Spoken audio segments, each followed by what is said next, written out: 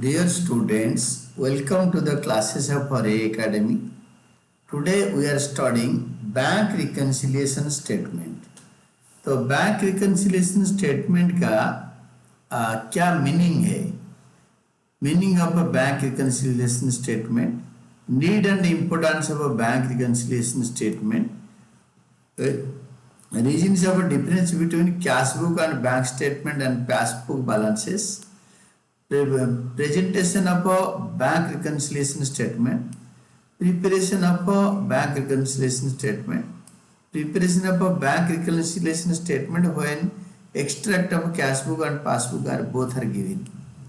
तो meaning of a bank reconciliation statement, इसका meaning क्या होता है? तो BRS बैंक रिकन्सिलिएशन स्टेटमेंट, इसका मीनिंग क्या है? Bank reconciliation statement is a statement prepared by the account holder on a particular date, एक पर्टिकुलर दिन में प्रिपेयर होता है, ऑन 31 दिसंबर 2025 या on 31 March 2029, which may be any date of the year. साल का कोई भी दिन में बन सकता है. BRS एक दिन के लिए बनता है, 7 दिन के लिए बनता है, 15 दिन के लिए बनता है, डिपेंडिंग अपॉन द ऑर्गेनाइजेशन. बहुत बड़ा ऑर्गेनाइजेशन है तो एक दिन में भी एक बनेगा, और छोटा ऑर्गेनाइजेशन है और ज़्यादा बैंकिंग ट्रांजैक्शन नहीं है तो 6 महीने में एक बनेगा, 1 साल में एक बनेगा. तो डिपेंड्स की, बट वो बनता है on a particular day, any particular day of the year. साल का कोई एक पर्टिकुलर दिन में बनता है. To reconcile the bank balance as per cash book, हमने कैश बुक बनाया, उसमें बैंक कॉलम बनाया, एग्जैक्ट बैंक कॉलम. तो बैंक कॉलम का जो बैलेंस कैरेड डाउन आया है एंड ऑफ द पीरियड, उस बैलेंस को पासबुक बैलेंस के साथ मैच कराना. तो record of the account holder में जो balance as per cash book होता है, जो अकाउंट होल्डर मतलब जो बिजनेसमैन है या जो बिजनेस का करेंट अकाउंट का अकाउंट होता है बैंक में, तो उसका जो कैश बुक में जो बैंक अकाउंट होता है उसी बैलेंस को विद द बैलेंस आज पर बैंक स्टेटमेंट. बैंक स्टेटमेंट होता है बैंक पासबुक और बैंक पासबुक. बैंक स्टेटमेंट आपने देखा होगा, छोटा सा बुकलेट होता है जिसमें बैंक का सारे रिकॉर्ड होता है. आप लेके जाओ, बैंक प्रिंट करके दे देगा. बट जिनका करेंट अकाउंट होता है, आजकल वो पासबुक करेंट अकाउंट होल्डर को मिलता नहीं है, वो सीधा पेपर में प्रिंट करके दे देते हैं. अगर जाएंगे तो पेपर प्रिंट करके दे देंगे. अगर आजकल तो पेपर प्रिंट भी नहीं देते हैं, आजकल मेल में भेज देते हैं. तो वो मेल कर जो स्टेटमेंट आया होगा वो बैंक का एक्चुअल हैपनिंग है, और जो कैश बुक में आपने जो लिखा that is happening in the office regarding bank. आप अपने बिजनेस हाउस में बस बैठ के अपना बैंक स्टेटमेंट, अपना कैश बुक में बैंक अकाउंट का बारे में लिख रहे हो, तो बैंक में क्या हो रहा होगा. तो ये जो bank passbook, this is the record of the bank. ये बैंक का रिकॉर्ड होता है, आपका रिकॉर्ड नहीं होता, मतलब बिजनेसमैन का या हमारा रिकॉर्ड नहीं होता. Showing entries that the reasons for difference between two balances. जो कैश बुक बैलेंस होता है, कैश बुक का बैंक अकाउंट का बैलेंस और पासबुक का जो बैलेंस होता है, दोनों मैच नहीं करता. ये दोनों को अगर कंपेयर करेंगे तो उसका डिफरेंस आएगा. तो डिफरेंस का जो रीजन है वो रीजन और लिखेंगे, तो that is called bank reconciliation statement. Why this two balances are different. अगर दोनों इक्वल है तो बैंक रिकन्सिलिएशन जरूरत नहीं है, कभी कभार इक्वल हो भी सकता है. तो इसमें the account holder deposits in the bank column of the cash book on the debit side.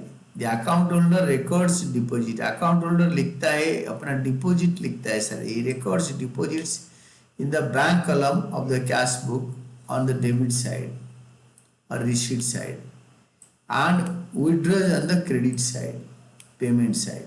हम जो कैश बुक बनाते हैं अपने ऑफिस में, अपने दुकान में, अपने इंडस्ट्री में, उसमें कैश बुक का सारे डिपॉजिट जो पैसा आता है चेक, तो उसको डेबिट साइड में लिखते हैं और क्रेडिट साइड में सारे पेमेंट लिखते हैं. Bank also maintains an account of the account holder in its books of account. Bank भी अपने बैंक के अंदर अपने अकाउंट्स के बुक में अकाउंट होल्डर के नाम पे, हमारा दुकान का नाम है हरिओम स्टोर्स, तो हरिओम स्टोर्स के नाम पे वो एक अकाउंट मेंटेन करता है। तो डिपॉजिट्स में made by the account holder are recorded on the credit side of the account holder's account and withdrawals are recorded on the debit side. यहाँ पे उल्टा होता है। इधर होता क्या है पता है, जैसे हम किसी चेक लिए और वो उसको बैंक में जमा करे, हम कैश बुक का डेबिट साइड में रिकॉर्ड करते हैं। हम किसी को चेक पेमेंट करते हैं तो कैश बुक का क्रेडिट साइड में रिकॉर्ड करते हैं, जो हम अपने ऑफिस में मेंटेन करते हैं in our copy. That is double column cash book का, बैंक कॉलम का डेबिट और क्रेडिट साइड लेजर ही होता है। बैंक भी हमारे नाम पे, हरिओम स्टोर्स के नाम पे एक रिकॉर्ड मेंटेन करते हैं अपने बैंक के अंदर, हर एक कस्टमर के नाम पे मेंटेन करते हैं। तो हमारा दुकान के नाम पे एक मेंटेन करता है। उसमें जब बैंक में पैसे जमा होता है तो वो क्रेडिट करते हैं बैंक वाले, उल्टा करते हैं। और जब हम विड्रॉ करते हैं बैंक से, वो क्या करते हैं ना, डेबिट करते हैं। बैंक में, क्योंकि हम तो अपने पैसे बैंक में रखते हैं, हम बैंक को अपना समझते हैं कि our money in the bank, हमारा एसेट है। और बैंक में हम जो पैसे रखते हैं, बैंक हमें लाइबिलिटी समझता है। तो बोलता है कि इन्होंने जमा करा है तो उधार है, मतलब बैंक हमसे उधार लिया है, हमारा जमा को सोचता है। तो इसलिए हमारे अकाउंट को क्रेडिट करते हैं, हम जो निकाल लेते हैं वो उस अकाउंट से डेबिट कर लेते हैं। बैंक में उल्टा चलता है गाड़ी। कैश बुक का जो हिसाब किताब होता है, बैंक में रिवर्स डायरेक्शन में चलता है। A copy of it is given to the account holder in the form of a bank statement or bank passbook for its records and reconciliation। हम जब बैंक जाएंगे, हम डिमांड करेंगे तो हमें एक बैंक स्टेटमेंट मिलेगा या एक पासबुक होगा तो उसको प्रिंट करके दे देंगे। आजकल इसके बदले में मेल भी दे सकते हैं, मेल में ट्रांजैक्शन दे सकते हैं। तो वो हमारे रिकॉर्ड के लिए होता है और उसको रिकन्सिलेशन करने के लिए कैश बुक में कि क्या क्या डिफरेंस है बैलेंस में। Briefly debit entries recorded in the cash book are in the credit side of the bank statement. Cash book का डेबिट एंट्री पासबुक का क्रेडिट साइड में लिखते हैं, क्रेडिट एंट्री में क्रेडिट साइड में, यानी बैंक स्टेटमेंट या बैंक पासबुक में। उसका उल्टा होता है, while credit entries recorded in the cash book are in the debit side of the bank statement और बैंक पासबुक। यही इन्होंने दो लाइन में सारे बोल दिया। पहले लाइन में बोला कैश बुक का डेबिट एंट्रीज पासबुक में, क्रेडिट एंट्रीज में क्रेडिट साइड में लिखते हैं, और कैश बुक का क्रेडिट एंट्री पासबुक में डेबिट साइड में लिखते हैं। Then transactions of deposits and withdrawals during the period, if recorded in both cash book and bank statement or passbook, balances in two records as on a particular date will be same। मतलब इसलिए क्या होता है ना, अगर हम दोनों लिखते हैं तो एक पर्टिकुलर डेट में कैश बुक को बैलेंस करेंगे, बैंक स्टेटमेंट का बैंक का बैलेंस चेक करेंगे, दोनों सेम इक्वल आना चाहिए। But normally two balances differ, but normally कभी कभार इक्वल होता है, बट कभी कभार दोनों बैलेंसेस डिफर करता है। कभी कभार नहीं, नॉर्मली यूजुअली अक्सर डिफरेंट होता है। Even if the two balances match, there may be differences in individual entries which may have equal effect। Even if two balances match, there may be differences in individual entries। अगर दोनों balance match भी कर रहा है तो there may be differences in individual entries which may have equal effect। तो वो rectifying effect होता है, कहीं पे गलती से 100 रुपये डेबिट हो गया है और कहीं पे गलती से 100 रुपये क्रेडिट हो गया है, तो वो इक्वल आ जाता है, बट वो डिफरेंस होता है इंट्रीज में। Whether the two balances differ or match, ये दोनों balances अलग है या मैच करता है, it is necessary to prepare bank reconciliation statement। ये जरूरी है, चाहे वो डिफरेंट हो बैलेंस या दोनों मैच करे, तो हमें बैंक रिकन्सिलिएशन स्टेटमेंट प्रिपेयर करना चाहिए। इट्स नेसेसरी टू प्रिपेयर, जरूर प्रिपेयर करना चाहिए। It is important to determine regions of differences as it may require entry to be passed in the books of accounts. अगर दोनों इक्वल भी हो तो उसके अंदर कई एंट्रीज होगा, डिफरेंसेस होगा। पासबुक का एंट्री कैश बुक में लिखेंगे, कैश बुक में कोई एंट्री नहीं लिखा होगा, पासबुक में लिखेंगे। तो मतलब क्रॉस मैच करके अगर कोई एरर होगा तो उसको रेक्टिफाई करेंगे। हो सकता है बैंक वाले भी कभी कभी एरर कर दें। तो we may require to pass, may require entry to be passed in the books of account. The difference may be because of an error in recording transaction in cash book में लिखने के time हम गलत कर लिया, और bank statement और passbook, और it not having been recorded. ऐसे होता है कि कैश बुक या पासबुक में गलती से लिख गया या लिखा ही नहीं। बैंक वाले हमारे तरह इंसान ही है। कोई अगर कंप्यूटर में फीड करेगा तभी तो कंप्यूटर में रिकॉर्ड होगा, अगर कोई मैनुअल लिखेगा तभी तो रिकॉर्ड होगा। अगर वो गलती से कुछ इंसान में एरर हो सकता है तो वो एरर हो सकता है, लिखा नहीं हो सकता है। तो बैंक वाले भी गलती कर सकते हैं और कैश बुक में हम लोग रिकॉर्डिंग के टाइम में गलती कर सकते हैं। Statement showing the reasons of difference, statement, ये जो स्टेटमेंट है, statement showing the reasons of differences is prepared. This statement is termed as bank statement reconciliation statement. Cash book और पासबुक का जो रीजन्स ऑफ डिफरेंस हम जब निकालेंगे, वो जो रीजन्स ऑफ डिफरेंस जो स्टेटमेंट में बनेगा उसको बोलेंगे बैंक रिकन्सिलिएशन स्टेटमेंट। तो bank reconciliation statement is not a part of the books of accounts. इसको आपको याद रखना है, 1 मार्क का question. Bank reconciliation statement is not a part of books of account. ये बुक्स ऑफ अकाउंट का एक पार्ट नहीं है।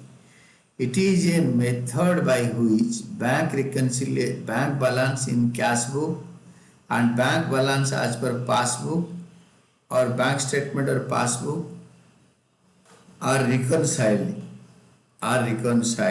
to ensure that errors, if any, are corrected and transactions, if any, omitted are recorded. कोई transaction अगर में गलतियां हो गया तो उसको सुधार सकते हैं, कोई ट्रांजैक्शन अगर ओमिट हो गया तो उसको रिकॉर्ड कर देंगे। तो बैंक स्टेटमेंट और बैंक पासबुक क्या होता है? हम तो कैश बुक बड़े पढ़े हैं, we have read the whole cash book. ये बैंक रिकन्सिलिएशन स्टेटमेंट का मीनिंग था। और बैंक स्टेटमेंट, पासबुक मतलब क्या होता है, this is what is bank statement और बैंक पासबुक। के बैंक स्टेटमेंट या बैंक पासबुक क्या होता है? बैंक स्टेटमेंट और bank passbook is a copy of account of the account holder in the books of the bank, in the books of the bank. तो ये bank का book है, जो बैंक स्टेटमेंट और बैंक पासबुक, ये bank का book है। It is issued by the bank, ये इसको बैंक इशू करता है to the account holder. Account holder को वो बही देता है या प्रिंटेड पेजेस देता है, so that entries in the bank statement और bank passbook can be compared with the entries in the cash book and differences determined. तो वो अगर पासबुक में एंट्री होके मिलेगा या बैंक स्टेटमेंट में पेजेस में एंट्री होके मिलेगा, तो उसको आप कैश बुक के साथ घर पे जो मेंटेन करते हो, अपने ऑफिस पे जो कैश बुक मेंटेन करते हो, उसको कंपेयर करके डिफरेंसेस निकाल सकते हो, डिफरेंसेस डिटरमिन्ड निकाल सकते हो। Debit balance in the bank statement और bank passbook means an amount payable by the account holder to the bank। मतलब अमाउंट पेबल, डेबिट बैलेंस, इसको ध्यान से याद करना है। बैंक में डेबिट बैलेंस है तो बैंक वाले हमें पैसे देंगे, यानी हमें हमारा पैसा बैंक में है। डेबिट ए, हमें बैंक को पैसा देना है। Debit balance in the bank statement, bank statement में डेबिट बैलेंस का मतलब है हम बैंक को पैसे देंगे। हम बिजनेसमैन है, हरिओम ट्रेडर्स, तो हम पैसे देंगे बैंक वालों को, यानी हमारा उधारी चल रहा है बैंक में। Whereas credit balance means amount payable by the bank to the account holder, हमें बैंक वाले पैसे देंगे। हमारा पैसा जब बैंक में जमा होगा उसको बोलते हैं क्रेडिट बैलेंस आज पर पासबुक। अगर बैंक में हमारा उधारी है, हमने जितने जमा किया था उससे ज़्यादा विड्रॉ कर लिया, ओवरड्राफ्ट कर लिया, तो there will be debit balance in the passbook. An amount receivable which is lying deposited by the account holder from the bank, मतलब हमने जो पैसे, हमारा क्रेडिट बैलेंस है उसका दूसरा नाम होता है ना अमाउंट रिसीवेबल, ये पैसे हमें मिलने वाला है। which is lying deposited, हमने बैंक में जमा किया है, by the account holder by Hariom traders from the bank, bank से पैसे हम लेंगे। अगर हमारा बैंक में क्रेडिट बैलेंस है तो, डेबिट बैलेंस है तो उल्टा। Need and importance of bank reconciliation statement, bank reconciliation statement का नीड और इम्पोर्टेंस क्या है, इसका एक पार्ट रहेगा। बैंक स्टेटमेंट और bank passbook is the account statement of the account holder in the books of accounts of the bank. तो bank statement एक अकाउंट स्टेटमेंट है कि जो बैंक इश्यू करता है। तो नीड एंड इम्पोर्टेंस होता है, bank reconciliation statement is an important statement prepared because of errors, if any, committed in recording transactions either in the cash book or bank statement or passbook are identified। अगर कोई गलती commit हुआ होगा कहीं पे भी, चाहे बैंक वालों का बैंक स्टेटमेंट या बैंक पासबुक में हो, या हमारे हरिओम ट्रेडर या हमारे बिजनेसमैन के हिसाब से हमारे कैश बुक के अंदर हमने कोई अगर गलतियां करे होंगे तो उसको रेक्टिफाई कर सकते हैं। सेकेंड होता है undue delay in clearance of checks deposited is known from the reconciliation. हमने चेक जमा किया 3 दिन में होना था और 15 दिन में भी नहीं हुआ है चेक क्लियर, तो चेक को जमा होने के बाद मैन्युअली एंट्री करने के बाद फिर इलेक्ट्रॉनिकली वो क्लियर होता है। तो जो मैनुअल प्रोसेस में अगर बैंक के एम्प्लॉय डिले कर देंगे तो हम उसके बारे में कंप्लेंट रेज कर सकते हैं। हम जो चेक इश्यू करते हैं जो पार्टीज को, कई पार्टीज इतने डिले होते हैं और बहुत लेट में पैसे निकालते हैं। इसके जो क्लियरेंस चेक का, डिपॉजिट एंड विड्रॉल के चेक के, चेक डिपॉजिटेड एंड इशूड के, हम चेक डिपॉजिट करा किससे लेकर, या हमने इशू करा कोई उसको लेकर डिपॉजिट करा और हमारे बैंक से पैसे लिया, उसमें कितना डिले हो रहा है, अनड्यू है डिले, तो हम पता कर सकते हैं। देन थर्ड होता है रेगुलर रिकन्सिलिएशन डिस्करेजेस एम्बाजलमेंट्स।